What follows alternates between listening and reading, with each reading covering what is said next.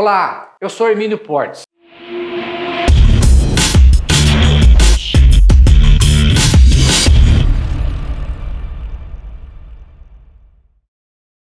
A partir de que data o alimentante deve efetuar o pagamento da pensão alimentícia? Pois bem, para a gente definir isso, é necessário primeiro a gente saber o que é o dever moral e o que é a obrigação legal. O dever moral consiste no fato do alimentante saber que o alimentado necessita da pensão alimentícia e faz o pagamento, sem qualquer formalização. Simplesmente chega e começa a efetuar o pagamento. A obrigação legal já é diferente. Ela exige uma formalização, ou mediante uma ação judicial, ou mediante um documento extrajudicial. Qual é a diferença? A diferença consiste no seguinte: se no dever moral, onde não houve a fixação, ocorrer a inadimplência, não existe uma ação judicial para que o alimentado ou alimentada execute o devedor. Já na obrigação legal, comprovou a inadimplência, tem a ele a execução para cobrar, para executar o que lhe é devido. E também tem algumas situações, mesmo não em hipótese da inadimplência, mesmo não configurando a inadimplência. O alimentante, se eventualmente ele faz imposto de renda, ele tem o direito de fazer a dedução da pensão alimentícia, somente aquela fixada judicialmente. A que ele pagou voluntariamente, que decorre do dever moral, essa não pode ser feita a dedução. Também fica mais fácil para as partes se ocorrer a dedução diretamente na folha de pagamento. Ao alimentante, ele não tem que se preocupar em pegar o dinheiro, depositar ou entregar para o alimentado ou alimentada ou seu representante legal, e nem o alimentado ou alimentada correrá no risco de ter algum atraso. Bom, mas para que isso ocorra, saber a data precisa, nós temos que dividir os alimentos em 3 situações, quanto à sua origem, né? Primeiro, alimentos fixados em virtude de uma imposição legal, virtude de uma lei. Os alimentos fixados em decorrência de uma transação. E os alimentos instituídos em decorrência de um ato ilícito. Pois bem, os alimentos decorridos por força da lei, eles têm a previsão legal no artigo 1694 do Código Civil, que são destinados para os parentes, para o cônjuge ou para o companheiro, aonde um pode pleitear o alimento dos outros. E também na Lei 11.804/2008, que se refere tão somente aos alimentos gravídicos, ou seja, a gestante, para garantir que terão uma gravidez segura e saudável. Essa modalidade de alimento também ela é chamada de legítima, alimentos legítimos. Para sua fixação, há necessidade de um processo judicial e pode ocorrer de diversos tipos de ações. Por exemplo, num divórcio, se as partes forem casadas, poderá haver a instituição dos alimentos. Numa ação de reconhecimento e dissolução da união estável, a mesma possibilidade.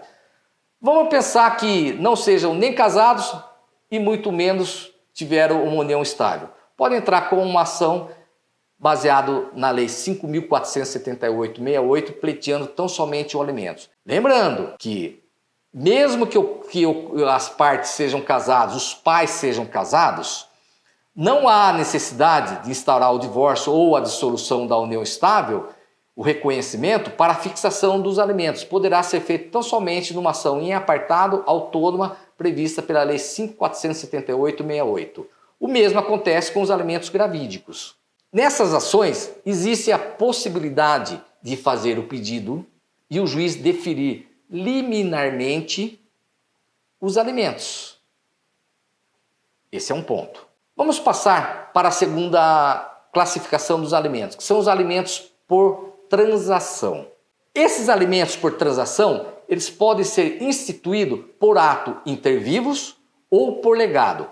Por ato inter vivos, mediante a celebração de um documento ou um termo referendado pelo Ministério Público, pela Advocacia Geral da União, pela Defensoria Pública, pelos advogados transatores, pelo mediador ou pelo conciliador. A previsão legal vem pela interpretação do artigo 784, inciso 4 do Código de Processo Civil, que confere a esse documento a característica de título extrajudicial.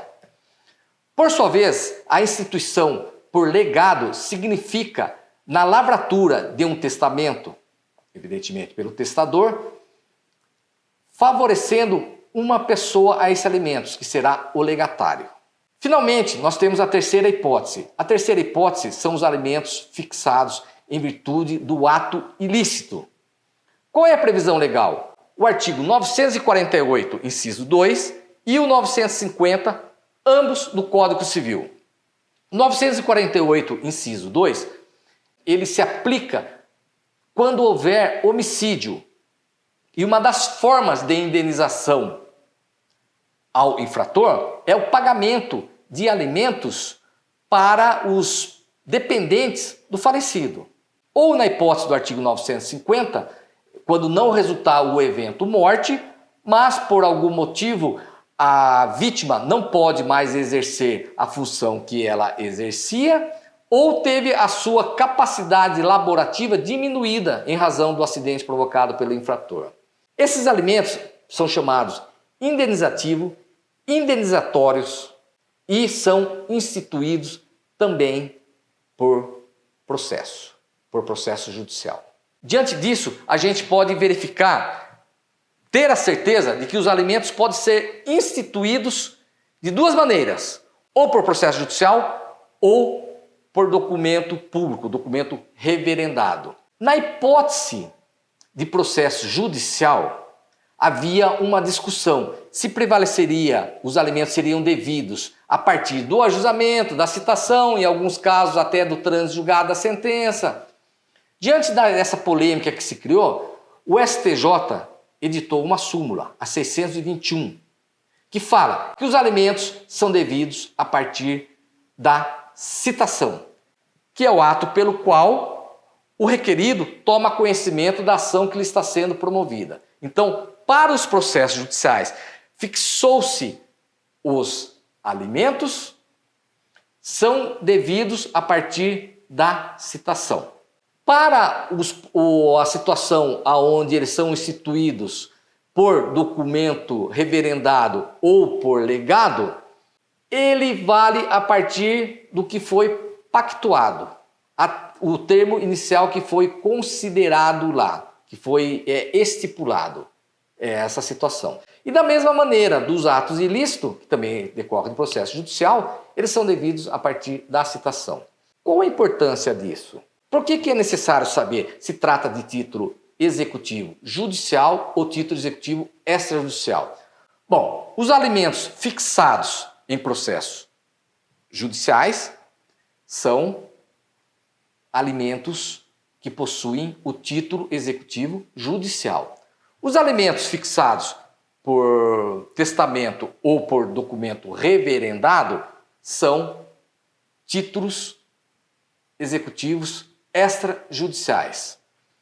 Tanto no título judicial ou no extrajudicial, existem as duas maneiras de você executar. A primeira, no caso, seria por prisão e a outra possibilidade seria por penhora, ou seja, expropriando-se bens do devedor.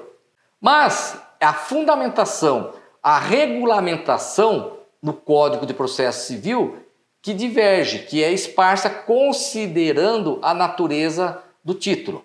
Se o título executivo for judicial e se optar pelo rito da prisão, deve ser obedecido o artigo 528 a 533 do Código de Processo Civil. Ou seja, entra-se com a execução, apresenta o demonstrativo, fala que vai constar conta a inadimplência, o executado será citado para efetuar o pagamento ou justificar o motivo pelo qual não faz em 3 dias sob pena de prisão.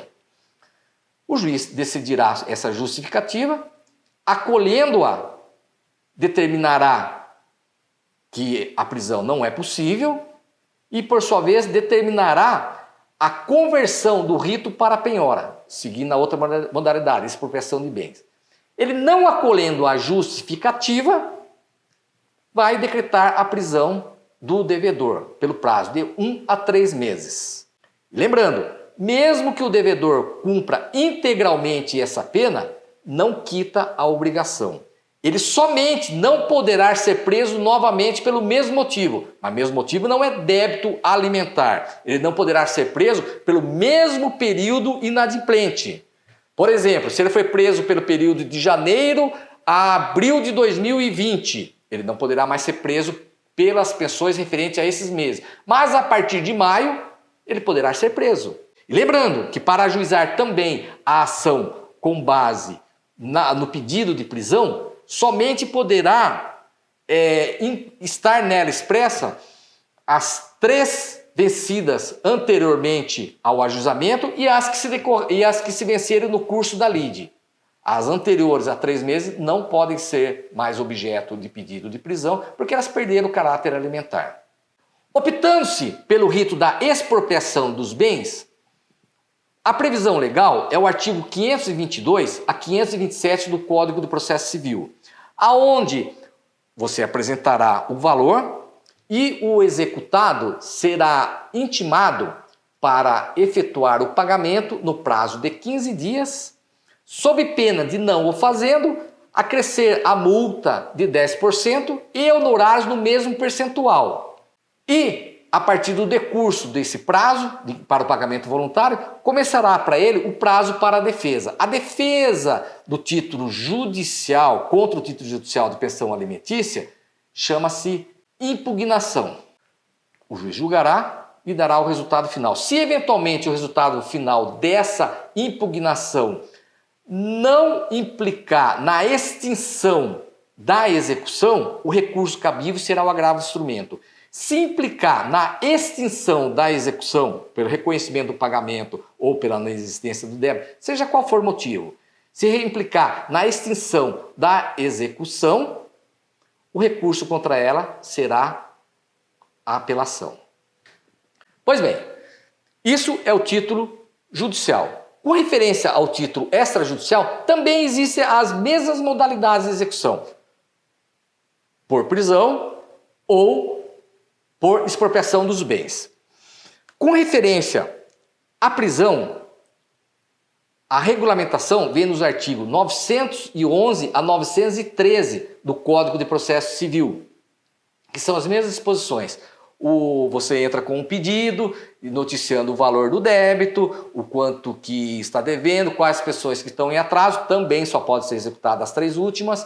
O executado será, no caso, citado, não intimado, para efetuar o pagamento em 3 dias ou justificar o motivo pelo qual não faz, sob pena de ser decretada a sua prisão. Por sua vez, se fizer a opção por executar na expropriação de bens, o fundamento legal é o artigo 824. Só que aí a defesa contra essa execução se denominará embargos e não a impugnação como no título judicial. E o recurso cabível a ser proferido nos embargos será o recurso de apelação. Pois bem, gente, em linhas gerais, temos resumidamente o seguinte, respondendo à pergunta inicial.